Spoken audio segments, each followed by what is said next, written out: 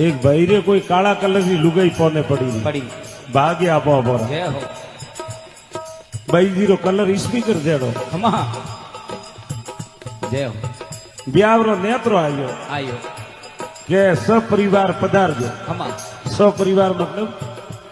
family हाँ जय हो कई जना टिफिन लेन जाए मैं आजकल फैशन आ गई जय हो हमारे घरों हावड़ को नहीं जय हो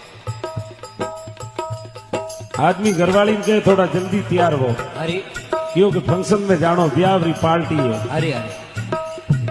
हम काला कलर की लुगाई घर में बड़ी जो आधा घंटा वो लाल कलर रो ड्रेस पहन बारे आई आई अब काला कलर की लुगाई लाल कलर रो ड्रेस हम देख लो केड़ो मैसेज सेट रहतो वेला जय हो घरवाला ने आवीने के आओ मु केड़ी लागू खमा हम वो तो कटे जाए विराम पड़े करवे जय हो वो के देवी घड़ी फूटरी लगी फूटरी लागी नहीं थोन हासी बात कहनी पड़ी अरे क्यों बहुत सुंदर अरे के थोन मारी सौगन सही बताओ अरे